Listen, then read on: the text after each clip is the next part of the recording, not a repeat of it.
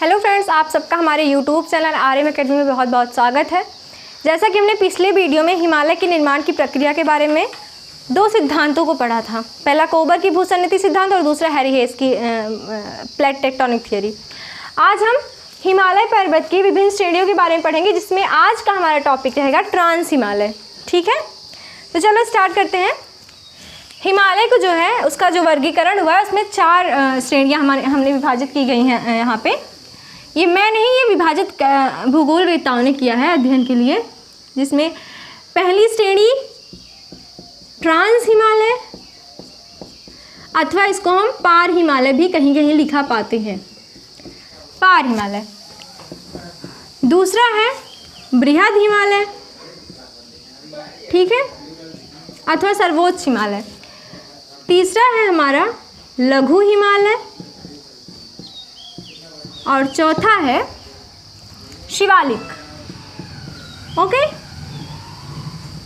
शिवालिक, जिसमें से आज हमारा टॉपिक रहेगा ट्रांस हिमालय। इन तीनों को हम बाद में पढ़ेंगे। हम आज ट्रांस हिमालय के बारे में कुछ इंपॉर्टेंट चीज़ें जान लेते हैं जहाँ से क्वेश्चंस बनते हैं। तो हम स्टार्ट करते हैं पढ़ना ट्रांस हिमालय। ट्रांस हिमालय क्या है?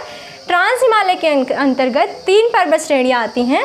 ये काराकोरम श्रेणी, लद्दाख श्रेणी और जास्कर श्रेणी। ये जो ट्रांस हिमालय है ये हिमालय के साथ नहीं बना। ये एक इम्पॉर्टेंट बात है। ट्रांस हिमालय का निर्माण हिमालय के निर्माण से बहुत पहले ही हो चुका था।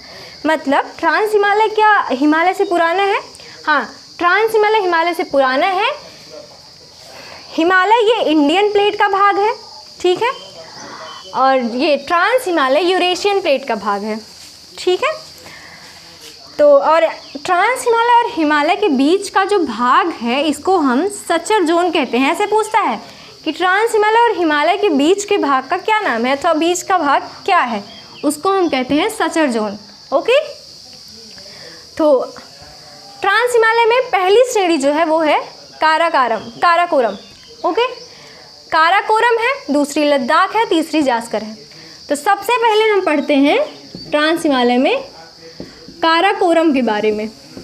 काराकोरम में क्या क्या इंपॉर्टेंट बातें हैं?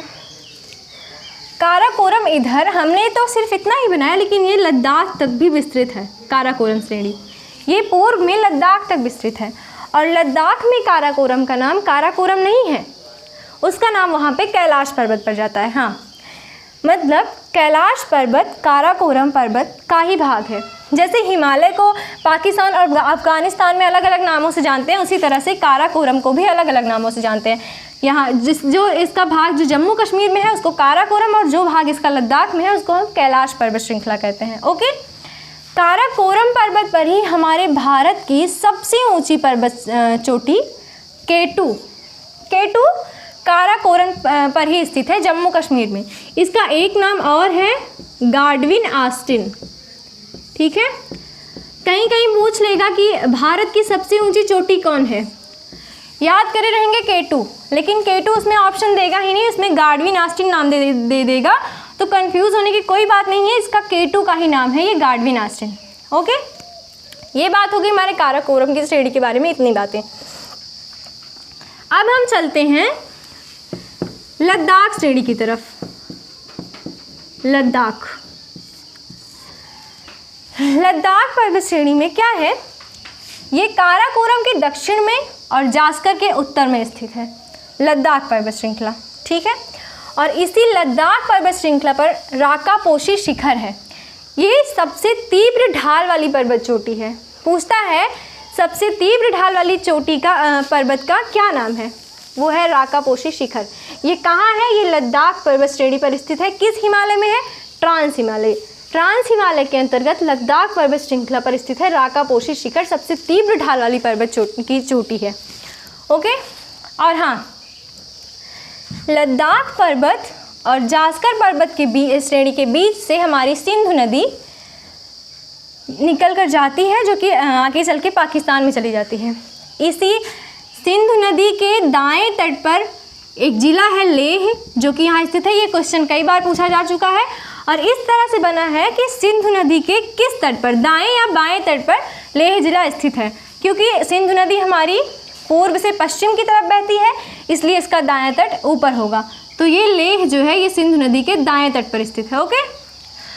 और लद्दाख और काराकोरम के बीच में एक और नदी बहती है, श्योक नदी, जो कि जास्कर के से निकल कर यहाँ पे सिंधु नदी में मिल जाती है।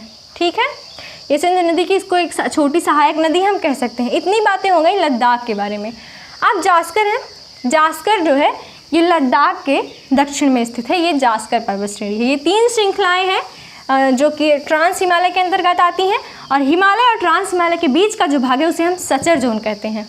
ओके, आज के लिए ये ट्रांस हिमालय में बस इतना ही। नेक्स्ट वीडियो में हम पढ़ेंगे अपना बृहद हिमालय के बारे में। अब हम हिमालय, ये तो हमारा ट्रांस हिमालय हो गया, अब हम हिमालय के विभाजन के बारे में पढ़ेंगे। ठीक है, थैंक यू सो मच। अगर हमारा वीडियो आपको पसंद आए तो प्लीज़ इस चैनल को सब्सक्राइब करें और वीडियो को लाइक करें। Thank you so much.